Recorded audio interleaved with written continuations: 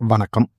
So, இன்னைக்கு நம்ம பார்க்க போறது, தென் கொரியா கொண்டு வந்திருக்கிற இ ஏஐ பேசிக் ஆக்ட் செயற்கை நுண்ணறிவு சட்டம்.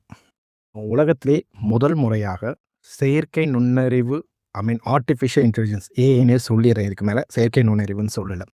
ஏஐ யூஸ் பண்றதுக்கு ஒரு தனியாக ஒரு சட்டத்த கொண்டு வந்திருக்க முதல் நாடு அப்படிங்கிற பெருமைய சவுத் கொரியா பெற்றிருக்கு.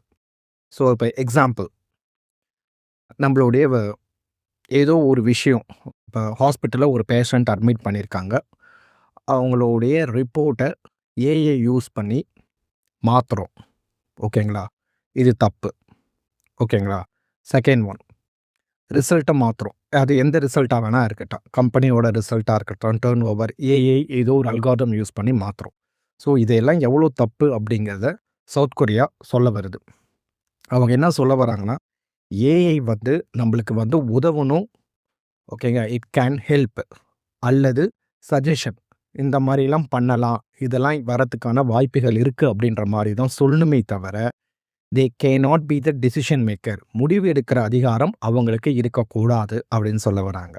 AI can help or give suggestions and it can not be a decision maker.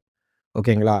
AI நம்மளுக்கு உதவுறதுக்கோ இல்லை செய்முறை அல்லது நெறிமுறைகள் அல்லது இதெல்லாம் பண்ணலாம் அப்படின்னு சொல்கிறதுக்கு மட்டும்தான் யூஸ் பண்ணுமே தவிர, முடிவு எடுக்க வேண்டிய இடத்துல ஏஐ இருக்கக்கூடாது. அந்த முடிவை ஹியூமன்ஸ் ஆகிய மனிதர்கள் நாம தான் அதை எடுக்கணும் அப்படிங்கிறாங்க. இன்னொன்று என்ன சொல்கிறாங்கன்னா, ஒரு வீடியோ அல்லது ஒரு ஃபோட்டோஸ் நீங்கள் அப்லோட் பண்ணுறீங்க அப்படின்னா, அது ஏஐ யூஸ் பண்ணி பண்ணியிருந்தீங்கன்னா, அதில் கண்டிப்பாக கீழே this is AI generated video அல்லது இமேஜ் அப்படின்றத கண்டிப்பாக கீழே நீங்கள் லேபிள் பண்ணியே இருக்கணும் அப்படிங்கிறாங்க.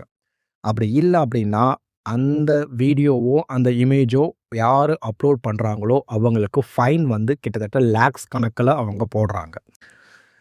ஓகேங்களா? ஸோ, இந்த இமேஜ், இந்த வீடியோ இதெல்லாம் ரியல் அப்படின்னா பிரச்சனை கிடையாது. நான் இதை ஏஐ யூஸ் பண்ணி பண்ணியிருக்கேன் அப்படின்னா கண்டிப்பாக அதை லேபிள் பண்ணணும். This is AI generated video அல்லது this is AI generated image அல்லது this is AI generated result அப்படிங்கிறத தெளிவாக சொல்லிடணும்.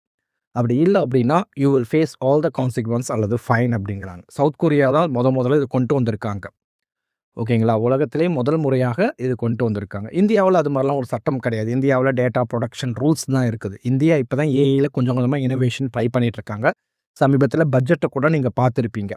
ஓகேங்களா? பட்ஜெட்டில் கூட ஏஐ பற்றி நிறையா பேசியிருக்கோம் அப்படிங்கிறத நம்ம ஏற்கனவே சொல்லியிருக்கோம். சவுத் கொரியா கொண்டு வந்திருக்க இந்த சட்டத்துக்கு எதிர்ப்பும் கிளம்பி இருக்கு. எஸ்பெஷலி சவுத் கொரியாவில் இருக்க ஸ்டார்ட் அப்ஸ் எல்லாம் இதெல்லாம் ரொம்ப தவறான செயல்.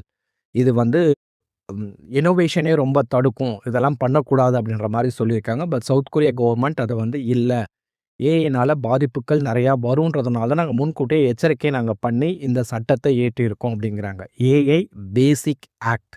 ஏஐ பேசிக் ஆக்ட் சவுத் கொரியா ஏற்றியிருக்கு. தேங்க்யூ.